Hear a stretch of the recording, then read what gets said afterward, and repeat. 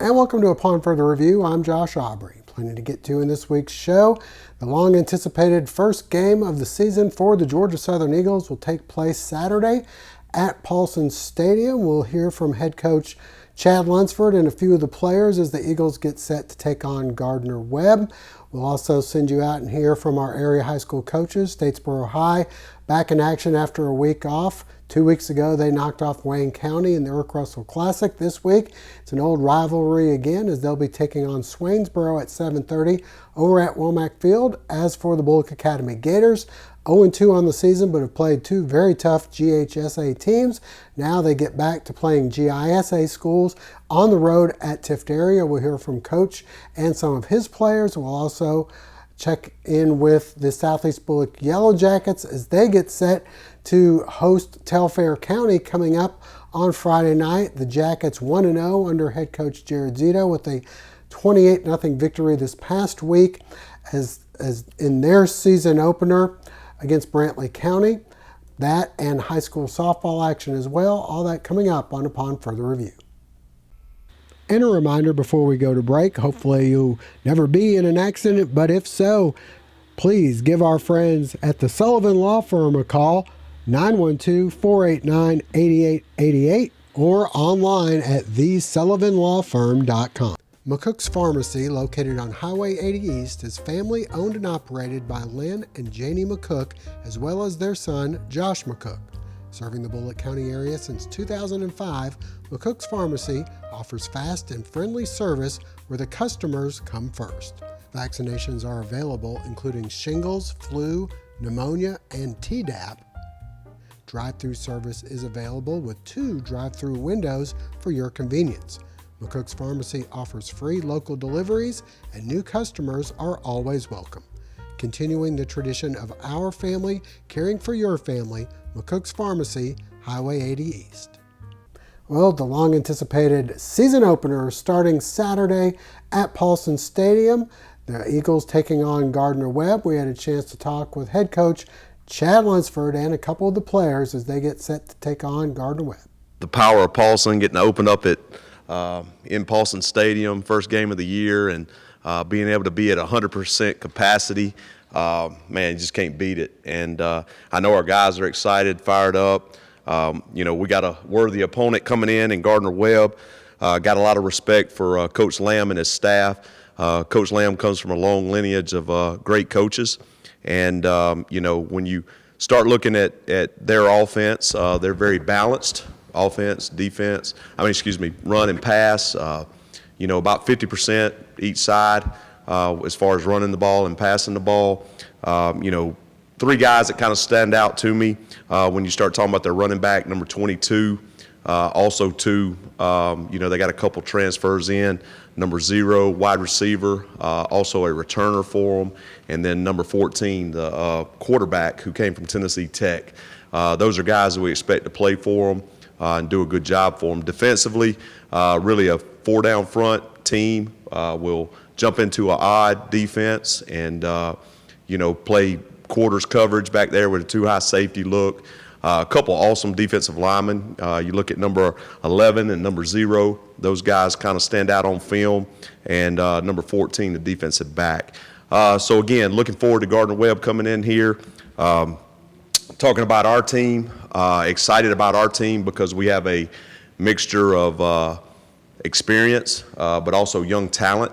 And, excited about the offense, excited about the aggressiveness we're going to have on offense, excited about the continuity of our defense and, how we can be attacking and be aggressive just because of the maturation process of our defense. And then looking to play very exceptional special teams. And make sure we're flipping the field for our team. So again, excited about this week. Excited about opening up in Paulson and getting back in front of Eagle Nation and everybody filling up the stands, and just looking forward to it. With that, I'll open up to questions. Coach, the quarterback situation, where are we at? Can you announce who the starting quarterback is for Saturday? It's about the same place it was the other day when I got asked. Definitely know what we're going to do, but not letting that be known publicly. I think obviously we'll have the best person or persons out there for the game on Saturday, and it'll definitely be good for our offense. Will there be two? Will there be three? Will it be the starter and then see how he does?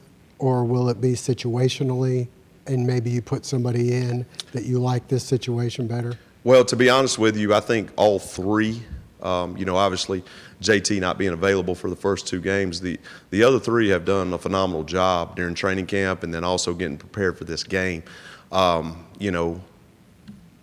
Can't guarantee you'll see all three. I can't say that at all. I do think you will see two quarterbacks play. And I think obviously once that game is over, seeing and assessing and kind of going from there with our two guys, I think that will kind of dictate the rest of the season and all that. But again, I do think you'll see two on Saturday, may see three.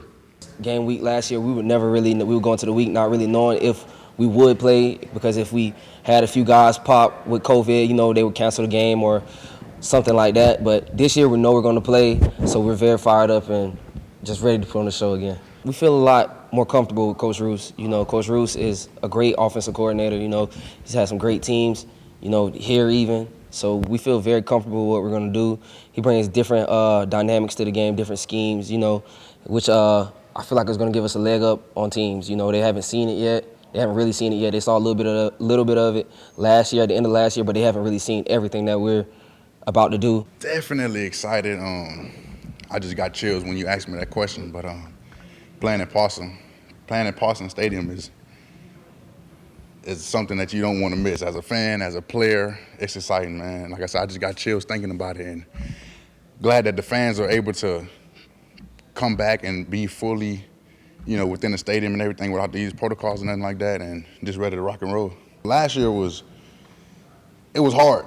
It was hard mentally, physically, and not knowing whether you're gonna be able to play, not knowing whether we're gonna have this player or that player with the COVID and stuff like that. Like, it was definitely hard having to play through that, but you know what I'm saying, we're pretty tough, and we got through it. But this year it's definitely a better feeling, you know what I'm saying? And like I said, we're just excited to go out and ball and show people what we're gonna be about for this 2021 season. Make this group special. A lot of us, CJ, AJ, Justin Ellis, me, we all came in, Gavin Adcock, we all came in together, so we've been together for like 3+ years now. And with our young guys adding on to contribute, we look at ourselves as the heart of this defense, and we don't back down from that challenge. You know what I'm saying? We don't back down from that, carrying that weight on us. If we go, we have a saying like, if we go, they go.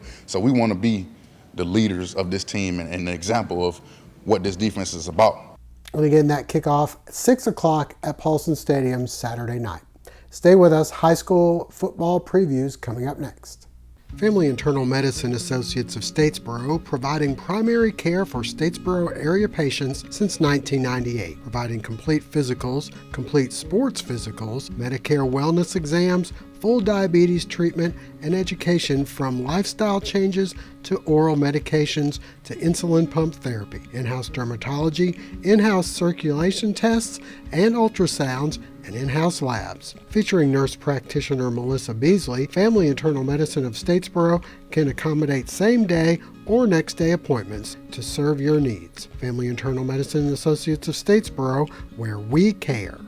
At Badcock Home Furniture and More, we believe in furnishing those just right moments that fill our lives and our homes. Save on your just right at Badcock's Labor Day sale. Get up to 50% off throughout the store. And a free 60-inch TV or adjustable base with select mattress purchase. Plus, apply, finance, and save in-store and online with no credit refused. So shop what's just right for you at your local Badcock. Badcock Home Furniture and More. Just right.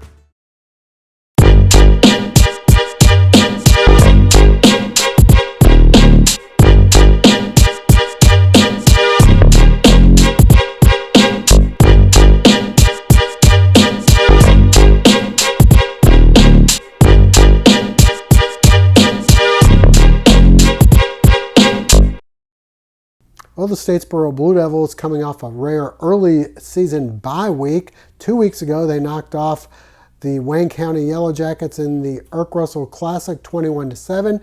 This week, it's another black and gold rivalry as the Blue Devils welcome Swainsboro to Womack Field. We had a chance to talk with Coach and some of the players about the matchup.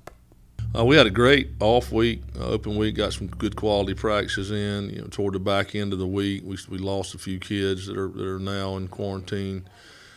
So it's next man up. We're going to monitor it a better job than we did last year. Last year we played a couple of games and shouldn't have played. Not because we didn't want to play, but because of having to play kids that weren't prepared to play in a varsity football game. So we're not doing that this year. We'll monitor a little bit closely, and if we decide if I decide not to play that it's dangerous, then we won't play. So right now we're okay. We're going to keep pushing forward. I guess it's easy to take this thing for granted when you hadn't had it and hadn't been affected by it with your family or personally, but this thing is real. There's no doubt about it, and it's dangerous. So we'll do whatever we got to do to keep our kids safe. We're facing a very, very fast athletic opponent. Swainsboro is more athletic and faster than Wayne County was. However, they're not as big. Their lines of scrimmage, but they do a great job of getting 11 hats to the ball, and they come after you. So we're going to have to continue to get more physical, continue to execute offensively, and take advantage of what they give us. Their quarterback is a lot like ours. He's a tremendous athlete. He'll carry the ball 25, 30 times a game, can throw it. Super athlete. Also starts at defensive back for them. I think he's our only two-way starter. Intercepted a pass Friday night, returned it for a touchdown to win the game against Jefferson County. Just a tremendous player. I feel like we did really good. Gave great effort against the Wayne game. I feel like we can tighten it up a little bit more offense and defense, fix a few things. Up front on the offense and I can get better at like a few of my track steps and stuff, and just more physical, get more physical up front. It was good. Take a little rest off. I got beat up a little bit, so I've been just resting, recovering. Now it's time to get back to work. I feel good to play Swainsboro, opening up on our first game here. I feel like it's going to be a close game. Got to get a little, overcome adversity, just play hard. I feel like we did a good job. I think we just got a few stuff we need to fix. I feel like we could execute better on defense, get our reads better, linebackers get their reads better. DBs work on staying deep, linemen, little steps they got to fix. I feel like everybody got room for improvement. I feel like it gave us a rest on our bodies, get us back right, get treatment and stuff, so we'll be ready for our next game. And I'm pretty sure most everybody was beat up from that game. Not used to playing on fields like that, so we got to get used to it. I heard that they fast, they got strength on them, they got a few good players on their team. We about to watch film on their recent game against Jefferson. They won that. We don't know too much about them yet, but we're gonna get right and watch them. Again, that game starting 7:30 at Womack Field. Stay with us. Southeast Bulloch previews coming up next. The Southeast Bulloch Coaches Show segment is brought to you in part thanks to Southeast Tire and Service.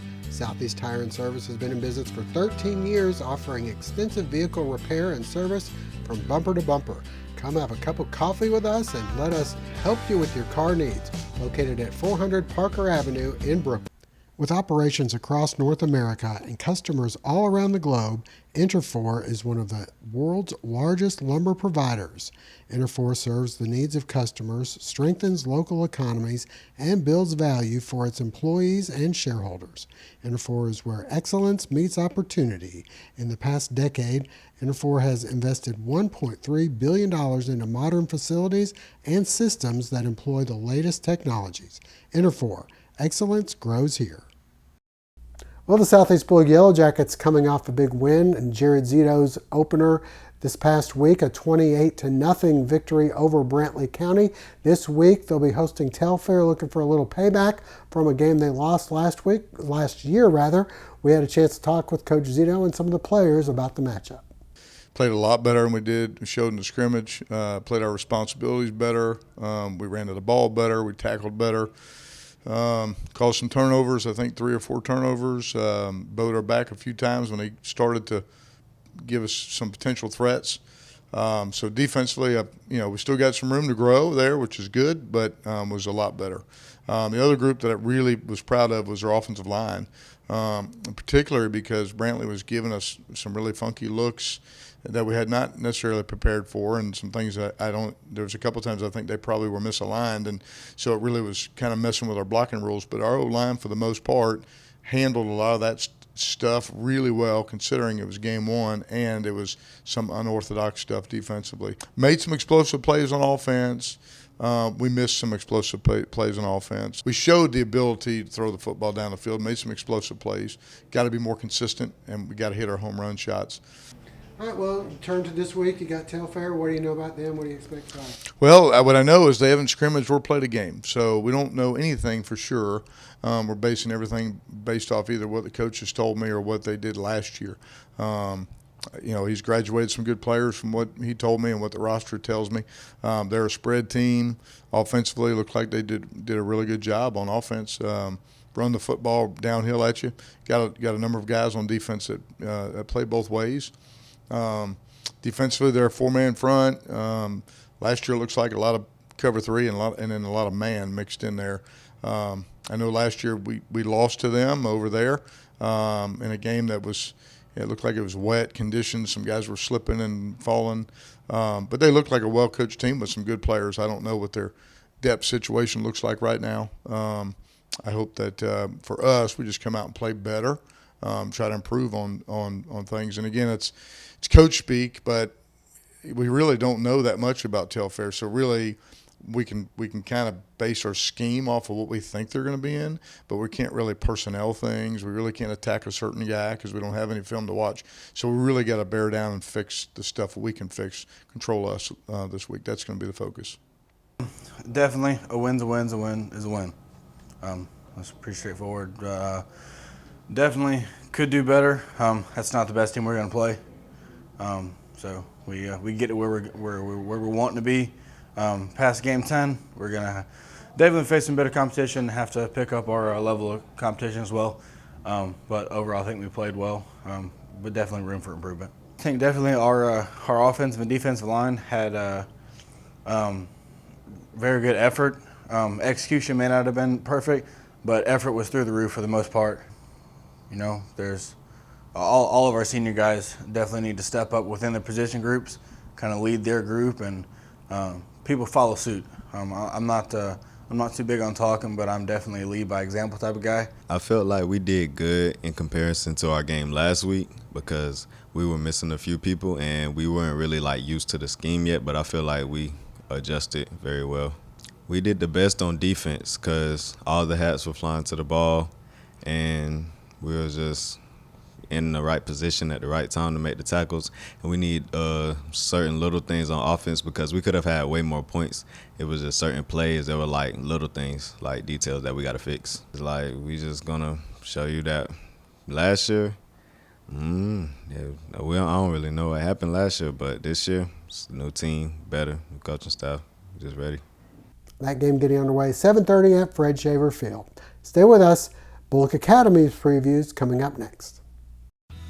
Ready for fall? Us too at RJ Pope.